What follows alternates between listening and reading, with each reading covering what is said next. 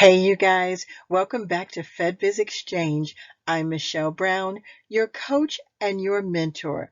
And you know what time it is. It's time for Ask Michelle B. So let's get into it.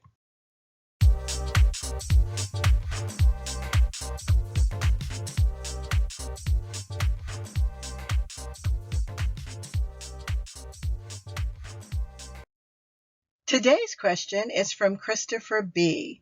My name is Chris. I recently stopped driving trucks over the road to start government contracting. I've been doing this for about 4 months. I've yet to win a contract. I live in Georgia and I'm basically trying to have a 7-figure business in the government contracting space, but I don't know exactly how to do it. If you don't have a business and you don't know your niche, what would you recommend in the government contracting game? Because I'm all over the place. I go from Unison to beta.sam to local government, and I'm spinning my wheels and burning myself out. I've been doing this full time for about 4 months and yet to win a contract. Hi, Christopher. Thank you for your question. Before I get into the specifics, I need you to understand I feel you. I completely understand how you're feeling. But let me just tell you, you would be surprised at how many people feel exactly the same way. So don't be too hard on yourself. You've done some of the first things you need to do. You made a decision that you want a 7-figure business, which is part of your first steps. Now, a lot of people know that they want to do government contracting. They like the idea of it, but it's not always exactly coming together as they plan. One thing I want to say to all of you guys, you got to have a money plan. You got to have a plan to build wealth. You can't just say, I want to make 7 figures a year. That doesn't work. You have to say it, and then you need to say, I'm going to make 7 figures a year, and here's how I'm going to do it. Now, Chris, I think that's what you're doing. I think you're trying to figure out, how am I going to do this? Your plan may change along the way, but that's part of the success journey. So let's get into the specifics about your situation. So first, to create a wealth plan, you need a vision. You need to think about what you really want to do, Chris, not just with the government and government contracting. What do you see yourself doing to make millions every single year? What do you love doing? What other skills can you learn? What other skills do you have that you can use? You need to ask yourself some hard questions. Now, I will tell you, some of us don't have the problem of trying to figure out where we want to be. Some of us just happen to be in a position where we know what government contracts to focus on because maybe we really like our industry. Like me, I mean, I'm very blessed to be able to take my pharmaceutical experience and bring it into the government contracting arena, which created health for me. But I did that before I started doing government contracts. I was always in the healthcare arena, even though I loved also helping small businesses. Some of us have 2 and 3 businesses, and you can do that too. But you need to find a place to start because you really want to do government contracting. And you're right about one thing. You can get to those 7 figures quickly. So you need to figure this out. And that's why I want to say these things to you specifically. So even though you start asking yourself the hard questions, there is something you need to remember. You can win government contracts for anything, any industry, anytime, every single year. It does not have to be specifically in transportation or trucking if that doesn't work. But if it does work, you take that information that you know about yourself and you start from there.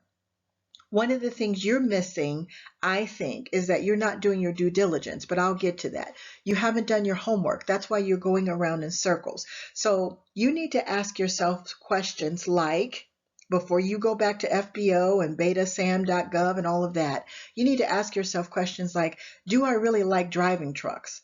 Or do I just want to be in the transportation business? Those are 2 different things, whether people understand that or not. They're different. Do I want to put many trucks on the road and get drivers and then just deliver items for the government? That's a great example of you have to make the distinction. What do you want to do in transportation? Do you want to do it yourself, or do you want to build an empire having others do it? What does Chris want to do? It sounds to me like you stopped driving trucks for a reason. You need to figure out what that reason is and what you love, what you don't love, what you want to do, what you don't want to do. And I will tell you, there are certain contracting opportunities I will not go after because I don't want to be bogged down with a large staff again. Now, maybe one day I'll change my mind. But right now, I don't want a large staff anymore. I have a business model that does not require me to have a large staff. So I stick to the government contracting opportunities that do not require me to have that. If you don't like managing people, please don't start managing people. It's as simple as that.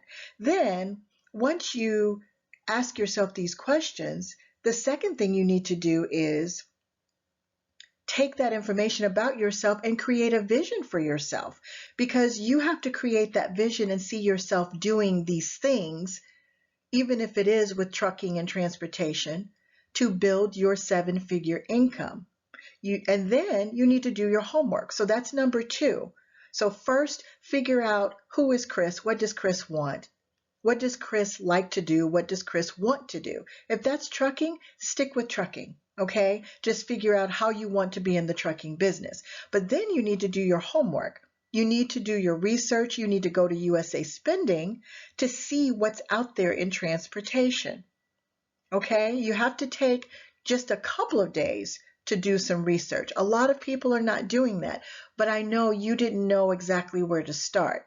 So go back to the beginning, think about who Chris is, what Chris wants, and what Chris loves to do. I know you must be talented because you have been thinking through this. So think about where Chris needs to be and what Chris wants to do. Now, as we wrap this up, Chris, again, if you want to use trucking, your experience in trucking to win, that's fine. Just decide what you want to do with that trucking experience. Now, here's one other very important factor. While you're doing soul searching, you may find that it's not transportation that you want to do with the government, that it's something completely different. And now you're on a different path.